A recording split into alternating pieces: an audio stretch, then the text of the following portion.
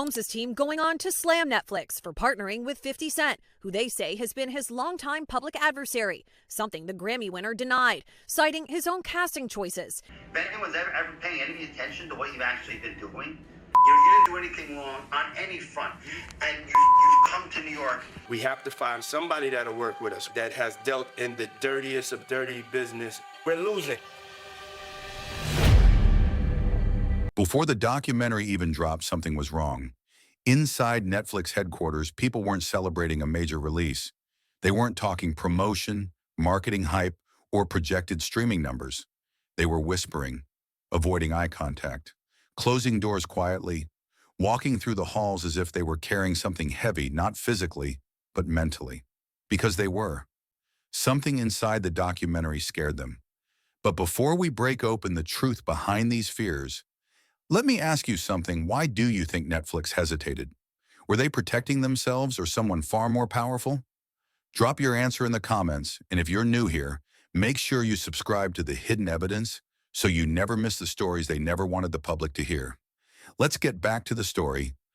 It all started long before the public even knew the documentary existed. Months before any article hinted at Netflix working on a Diddy expose. In a private meeting room on the 4th floor of Netflix's Los Angeles office, a small group of senior producers sat down expecting a standard project briefing. What they got instead was a warning. The director in charge of early development reportedly opened the meeting by saying, "This one won't be like the others." The room grew still.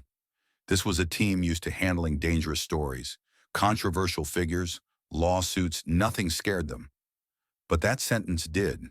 And then came another. Some of what you're about to see will be difficult. Difficult, not sensitive, not complex. Difficult, the kind of word that sinks into your stomach and stays there. When the first batch of raw material arrived, the team approached it like any other project. Editors set up their timelines. Researchers prepared background notes. Producers reviewed timestamps. But when they opened the initial folder, something changed. A file appeared with no title, only a date. No description, no context. One editor clicked it casually, expecting a rough interview or location scouting clip. But within seconds of watching it, their entire posture changed. They froze, leaned back, took off their headphones slowly, like someone realizing they'd stumbled onto something they weren't meant to see. "We're not supposed to have this," the editor whispered.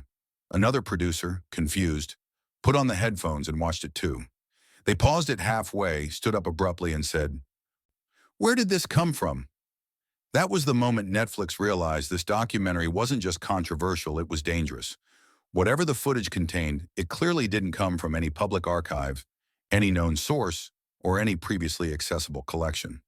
Someone had supplied Netflix with something buried, something hidden, something that wasn't meant to resurface. Within 48 hours, Netflix executives ordered that all footage tied to that folder be duplicated to a secure offline drive. Only 5 people in the entire company were given permission to access it. None of them spoke publicly about what they saw. But one insider later said, "It's the only time I've seen seasoned producers genuinely shaken." The tension grew as more files arrived. Some came through encrypted channels, others were physically delivered. A few arrived anonymously, prompting Netflix's internal team to request additional security for the editing suite. These weren't normal steps. These were measures reserved for politically dangerous content or material involving international corruption cases. And yet here they were, taking these steps for a documentary about Diddy. The fear inside Netflix wasn't just about the content, it was about the implications. Every new clip connected to something bigger, a pattern, a timeline, a network. And the deeper they dug, the more they realized releasing this documentary could open doors they might not be ready to walk through. Then came the night one particular clip almost shut the entire project down. The editing team was reviewing submitted footage when they hit a scene that made the room fall silent. Not quiet silent. A suffocating silence. One producer stood up instantly. Another asked if the building's head of security was still on site. Someone whispered, "This can't be real." And then one person who hasn't been publicly identified spoke words that would haunt the project for the remainder of production. "If this gets out, people are going to ask why we had it." That's when executives stepped in. A high-priority meeting was scheduled for the next morning. Lawyers were brought in, consultants were called. Netflix's upper management demanded a full briefing on the material. And by the end of the meeting, the documentary's future was uncertain. They discussed delaying it, altering it, or canceling it entirely. Because the footage wasn't just sensitive, it was explosive, dangerous, potentially damaging to people far beyond Diddy himself. But despite the caution, production continued because there was something compelling, something undeniable, something that made producers feel the documentary couldn't be buried, even if it frightened them. Then, just when the team thought they had seen the worst of it, another whistleblower approached them. This time, a message was delivered through encrypted email. "There is one scene, one we never released, one you're not ready for." This cryptic message sent shockwaves through the team, and when the clip arrived, the reaction inside Netflix confirmed everything the whistleblower said. People didn't just react, they recoiled. According to multiple insiders, the room went still. Nobody spoke. A few looked away from the screen. Someone reportedly left the room entirely. The clip wasn't loud or graphic or chaotic, it was quiet, controlled. Chilling in a way nobody expected. It wasn't what the footage showed, it was what the footage implied. Suddenly, the fear inside Netflix wasn't about controversy. It was about the truth, a truth that connected dots nobody had dared to connect. A truth that put powerful people in uncomfortable positions. A truth that explained why certain stories had disappeared for years. And at the end of reviewing the clip, one producer finally said the words that would define everything that came next. "There's one scene, one we weren't sure the world was ready to see." That sentence spread through the entire project like a cold wind. Editors whispered it. Assistants repeated it. Executives acknowledged it. Because they all knew the documentary wasn't exposing a celebrity. It was exposing a system. And that system might not want to be exposed. The moment that one scene was viewed inside Netflix, everything changed. Before that moment, the team was anxious, uneasy, cautious, but still moving forward. After that moment, they were afraid. Not the kind of fear caused by bad press or celebrity backlash. This was deeper, heavier. The kind of fear that makes people double-check door locks, avoid speaking in hallways, and whisper even in empty rooms. Because the footage did something no one expected. It connected the dots.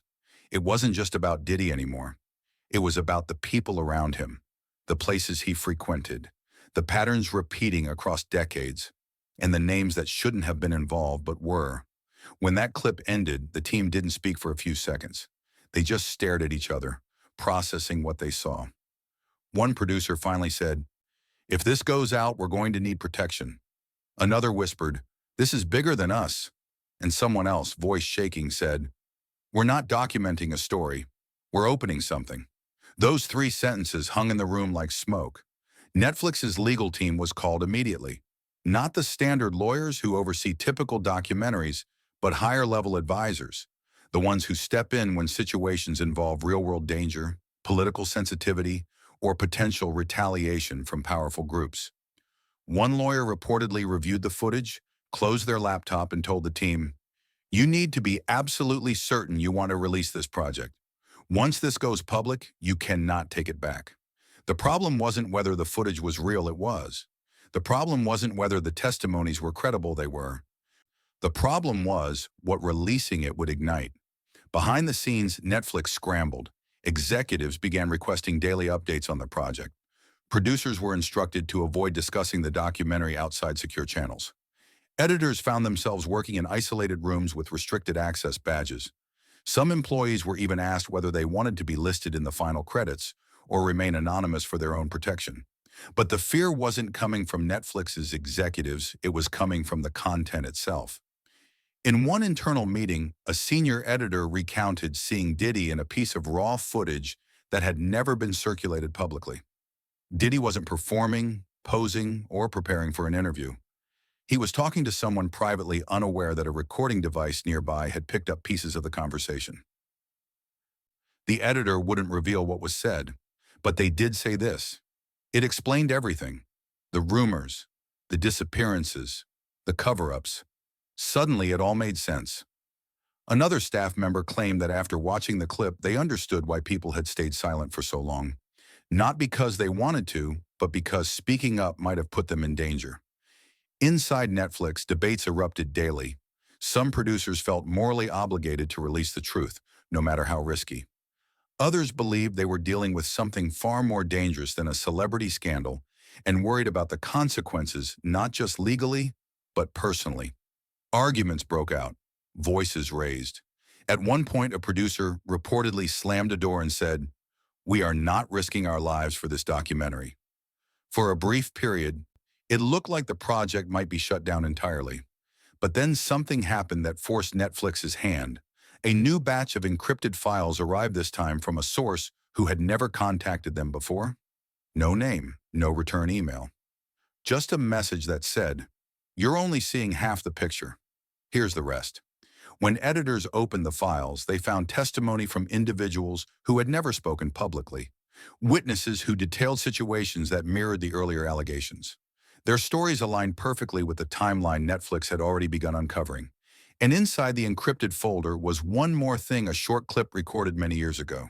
It wasn't graphic, it wasn't loud or dramatic, but it was damning. It captured a moment that tied everything together, a moment that proved someone had been protecting Diddy for a very long time. Netflix producers froze the frame, replayed it again. Finally, one of them said the words that shifted the entire direction of the project.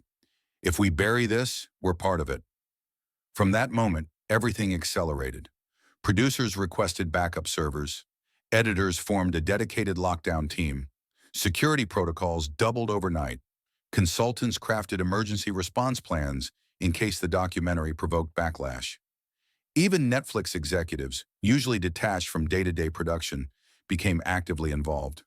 They held private meetings with legal experts, assessed risk scenarios, and asked one critical question: what is the safest way to release this, if release is even possible? The fear wasn't paranoia, it was preparation. Meanwhile, inside the editing suite, tensions soared. A junior editor discovered that someone had attempted to access a restricted folder connected to the documentary. The system flagged it and locked down instantly. No one ever confirmed who made the attempt. Some employees believed it was a glitch. Others believed someone from outside Netflix tried to breach the files. But one producer said quietly, "That wasn't a glitch. Someone wanted to see what we're seeing." The more Netflix uncovered, the more dangerous the documentary became. And yet removing the footage wasn't an option anymore. Too many people knew it existed. Too many witnesses had spoken. Too many stories had aligned. Netflix producers found themselves trapped between two terrifying truths. Releasing the documentary could cause a major backlash. Not releasing it could hide crimes they now knew existed. Then came the final internal crisis, the one that nearly killed the documentary. During a late-night editing session, a team refining the timeline came across an audio segment they hadn't noticed before. The clip was buried deep inside a corrupted file. When they restored it, the room reportedly fell silent once again. The audio contained a whispered exchange between two individuals connected to the documentary's allegations. And in that whisper was a reference to something Netflix hadn't known existed, something they were terrified to investigate. It was a clue, a breadcrumb, a doorway into a deeper network. After hearing it, a veteran producer stood up and said, "We can't stop now. If we do, someone else will bury this forever." And that was the turning point. Netflix split the team into two groups, those who wanted full transparency and those who believed the documentary needed to be softened for the public's safety. The argument lasted more than a week. In the end, the decision came down to one brutal truth. The story was too big, too real, too dangerous to hide. Netflix would release the documentary, but not all of it. Because some footage, the footage that sparked the original fear, was deemed too explosive to include without further review. Part 2 ends at the moment Netflix executives make their final decision. Either the truth comes out or we shut this project down forever. But what the public eventually saw was not the full truth. It was the version Netflix felt safe releasing. What happened after Netflix reached that breaking point didn't stay hidden for long. Inside the headquarters, the atmosphere shifted from fear to inevitability, like everyone suddenly understood that the truth had grown too big to contain. The internal debates were over.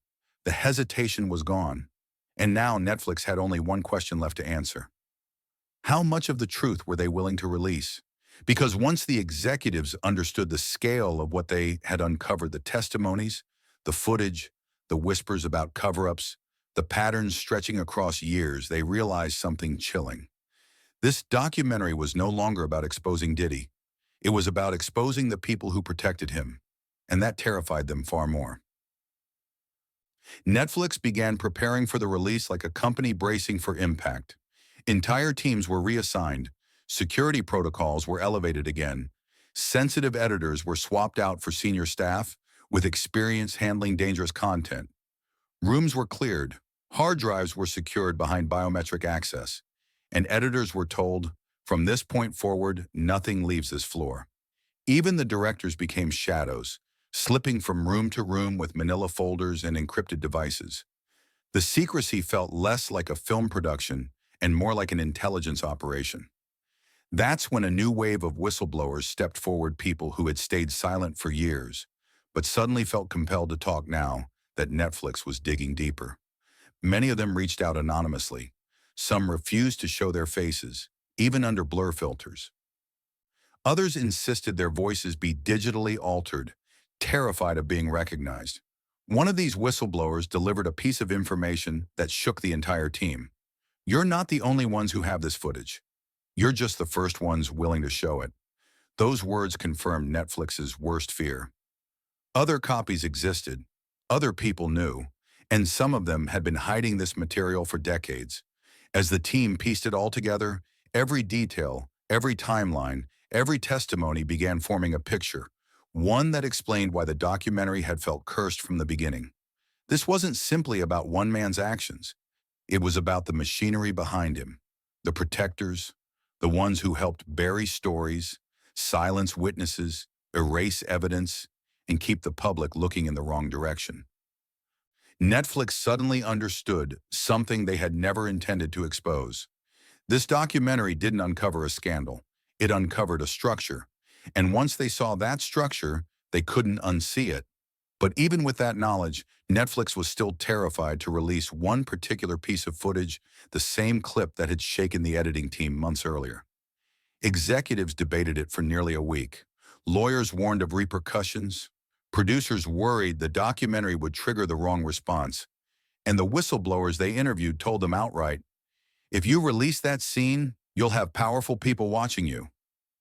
That warning wasn't a threat. It was a prediction. And it was enough to make Netflix take the most drastic step of all, creating two versions of the documentary. One version included everything: the raw, unfiltered footage, the late-night recordings, the whispered conversations, the dark implications about patterns that stretched far beyond Diddy. The second version, the one the public saw, was the safe edit, not sanitized, not softened, just safe enough not to ignite the storm Netflix feared. But something unexpected happened. Just weeks before release, a leak started circulating behind closed doors in the industry. Rumors claimed someone outside Netflix, someone deeply connected to the story, also had access to unreleased tapes.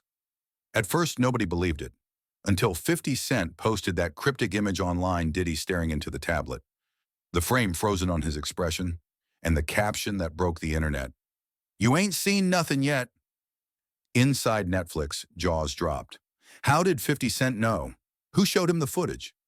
Did he have copies too? And even worse, what did he plan to release? Executives scrambled. Legal teams went into overdrive. Meetings intensified. Because if 50 Cent had even a fraction of the files Netflix possessed, the documentary wouldn't be the explosive center of the story anymore. It would be the spark. Meanwhile, the team continued final edits under suffocating pressure. Some staff members asked to have their names removed from the credits entirely. Others took time off for stress, and a few refused to work on certain scenes, unable to handle the implications. But still, they pushed forward. They had to, because at this point, the truth no longer belonged to Netflix. It belonged to the world. On the final night of editing, the director made a decision the entire team felt in their bones would define the documentary forever. They cut the most explosive clip out of the public version. Not because it wasn't true, And not because it wasn't relevant, but because releasing it without further context could destabilize everything the documentary built. Instead, they included just enough hints, fragments, whispers to let the world know something bigger existed. That's why in the final moments of the documentary, when the screen goes dark and the narrator says, "This is only the beginning," it isn't dramatic writing, it's a warning.